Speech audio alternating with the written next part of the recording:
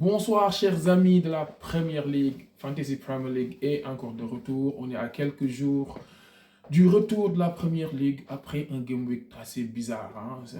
On est d'accord, hein. C'était quand même bizarre, hein. Un Game Week qui a démarré, qui s'est étendu sur pratiquement une dizaine de jours. C'était extrêmement compliqué. Et figurez-vous, sur un Game Week aussi bizarre, il y a eu des gens qui ont eu à peu près 90 voire 100 points, hein. Moi, je comprends pas. Je comprends pas comment les gens y font pour avoir autant de points sur ce Game Week-là.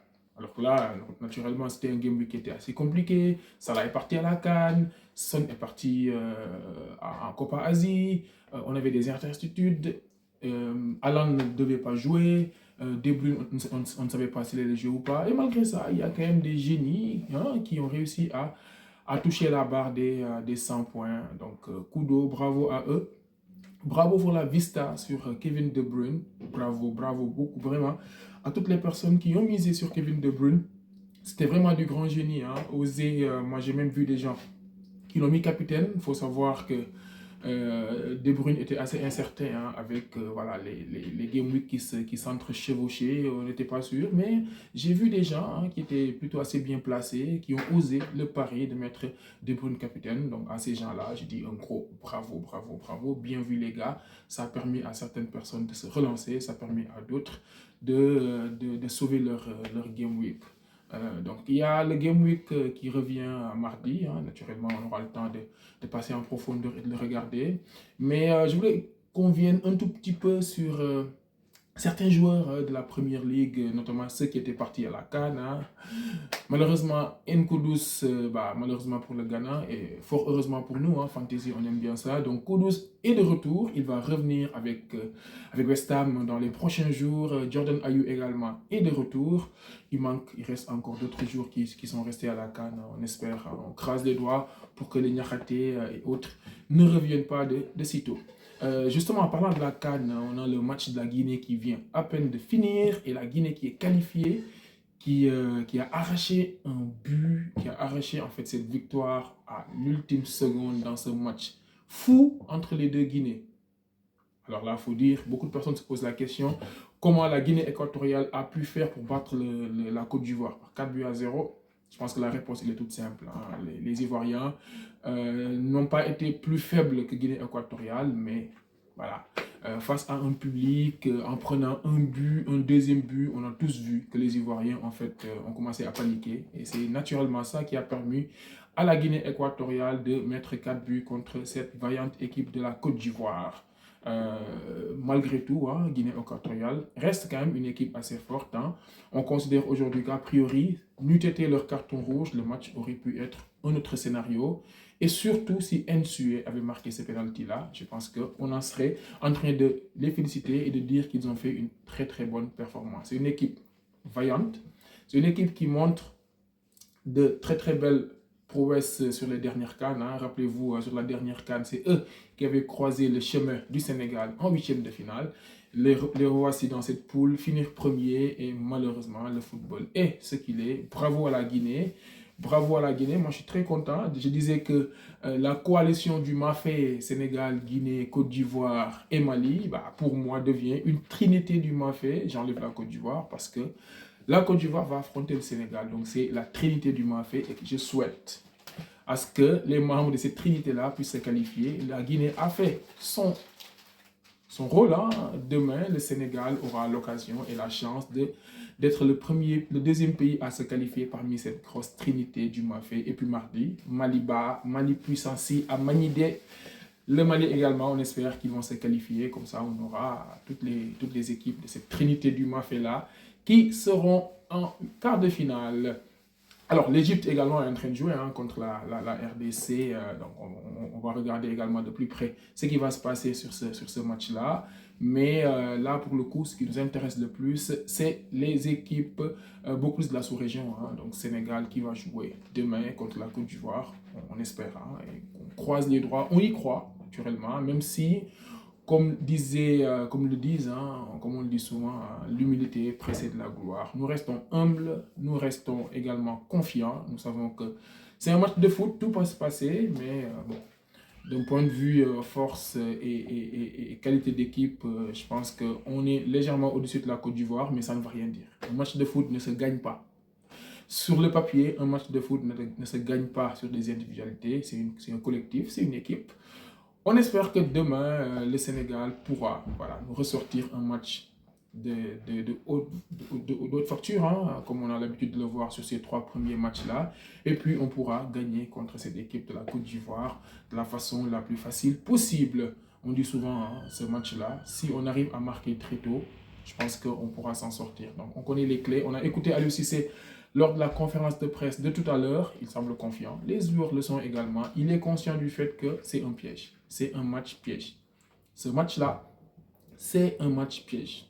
Cette équipe de la Côte d'Ivoire-là, naturellement et normalement, elle ne devrait pas pouvoir poser problème au Sénégal. Mais comme vous le savez, rappelez-vous, Nigeria, la dernière CAN, les matchs de poule, ils ont survolé de toutes parts et qui se sont fait sortir.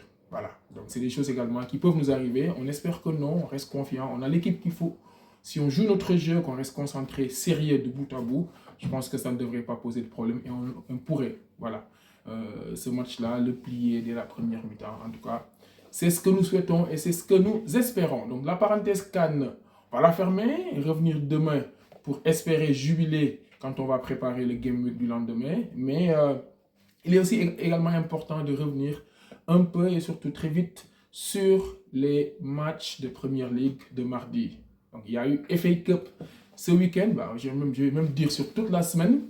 Il y a eu des matchs de FA Cup et il y a eu énormément de nouveautés, hein, des choses qui se sont déroulées. Si on prend par exemple le match de Wolverhampton de tout à l'heure, on note le retour de Pedro Neto. Pedro Neto, 2 mois sans jouer. On se rappelle que depuis le 27 octobre, il n'a pas rejoué. Donc, il est resté 2 mois et il a rejoint pendant le Boxing Day. Et avant de se blesser, hein, Pedro Neto survolé. Hein, c'était un joueur extrêmement important, un joueur intéressant sur Fantasy Premier League. Aujourd'hui, il a marqué. Matheus Cunha également a marqué. Donc, Wolves a battu sur le score de 2-0. Liverpool également, 5-2. Avec des buts de Van Dijk, de Diogo Jota. Diogo Jota qui est sur un nuage depuis le départ de Salah à la Coupe d'Afrique. C'est Diogo Jota qui tient la maison. C'est Diogo Jota qui aujourd'hui tient la maison. Il a mis un doublé ou même un triplé sur le dernier Game Week. Aujourd'hui, il marque un but. Nunez également est à l'appel. Je pense que cette équipe de Liverpool-là est en train en fait de montrer de belles choses. Donc c'est peut-être l'occasion de réfléchir à aller prendre un joueur de Liverpool si vous ne l'avez pas. On était tous en train de se dire sans Salah, Liverpool d'un point de vue offensif, ça ne sera pas grand-chose.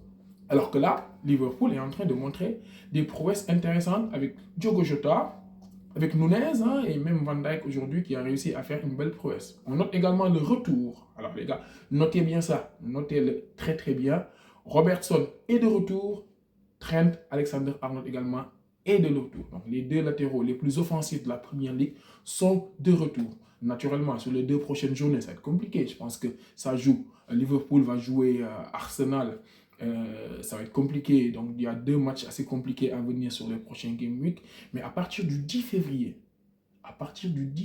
il va y avoir Luton Town plus d'autres matchs assez abordables. Gardez un peu de sous. Je dis bien, gardez un peu de sous pour aller chercher Trent ou Robertson, parce qu'à partir de Game Week 23, donc du 10 février, le week-end, finalement, d'ailleurs le week-end de la finale de la CAN, il y aura matière à réfléchir et à aller récupérer les joueurs, les défenseurs de Liverpool. Donc ça, gardez-le dans un petit coin de votre cerveau. Et n'oubliez pas, ça peut être intéressant. Dès qu'ils sortent de Arsenal, le Game Week qui suit, ça peut être un bon Game Week pour aller prendre un défenseur de Liverpool. Et puis ensuite, entre autres matchs, hein, on avait Manchester United. Mais qu'est-ce qu'ils nous font, Manchester United?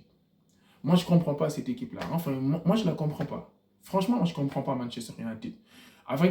Contre une équipe de Ligue 2. Ligue 2, c'est l'équivalent de quoi, 4e division, quoi. 4e division. 2-0, 2-2. Tu vois, 47e minute, 2-2, égalisation je sais pas, Portwell. D'ailleurs, j'ai même oublié le nom de l'équipe, tellement ça m'a énervé. Mais on ne comprend pas, Manchester, c'est quoi ces histoires-là? Heureusement qu'au bout du match, on finit par gagner 4-2, mais c'est pas possible. On galère, même contre une équipe de 4e division. C'est quand même impressionnant. Mais bon, il y a quand même des notes positives. Hein. Un but de Bruno Fernandes, le but de Højlund. On se rappelle, 6 mois en Premier League, ça a marqué un seul but. Et depuis décembre, c'est au total 3 buts en 2-3 semaines. Donc voilà, je ne dis rien, mais bon, ça peut être une bonne idée d'avoir Højlund dans son équipe, hein, ou même à défaut Bruno Fernandes. Mais je pense que le fait le plus important et le plus marquant de ces matchs de FA Cup là, mes gars, c'est le but de Anthony. Il n'avait pas marqué depuis le 5 août 2023. 5 août 2023. Un certain match de pré-saison, je pense, entre Manchester et Lens. Anthony n'avait pas marqué depuis le mois d'août. Il vient de marquer tout de suite sur ce match-là qui nous opposait à Newport en FA Cup. C'est extraordinaire. Manchester, moi, je ne sais pas quoi vous dire. Je suis supporter de Manchester, mais je ne comprends pas. Cette équipe-là, je ne la comprends absolument pas. Mais bon, ce qui est important à retenir, c'est que Manchester a gagné, Liverpool a gagné, Wolverhampton a gagné. Je pense que c'est également un peu plus tôt dans la semaine, Chelsea avait mis 5 buts, voire 6-1, je pense, etc. Donc, il y a eu beaucoup de matchs de préparation. Et notez bien, la première ligue revient dès ce mardi. Si vous n'avez pas commencé à faire votre équipe, c'est le moment pour ne pas l'oublier avec la CAN. On peut être tenté un peu d'oublier en fait ce match-là, mais il y a des matchs de Premier League qui vont arriver dès ce mardi.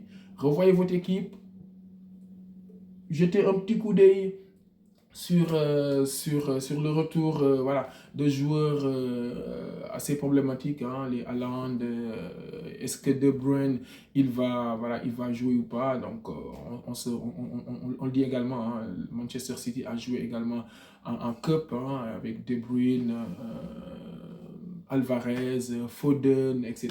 Ils ont tous joué. Donc ça va être très très compliqué à partir de mardi pour choisir son équipe, pour faire son 11. Et voilà, mais bon, on reviendra probablement demain pour préparer justement, ça va être la veille, après les conférences de presse des différents coachs, hein, on reviendra un peu pour voir en fait comment il faut préparer le Game Week qui arrive. L'info importante, c'est que la Premier League est de retour à partir de ce mardi. On se retrouve très vite pour parler de ça.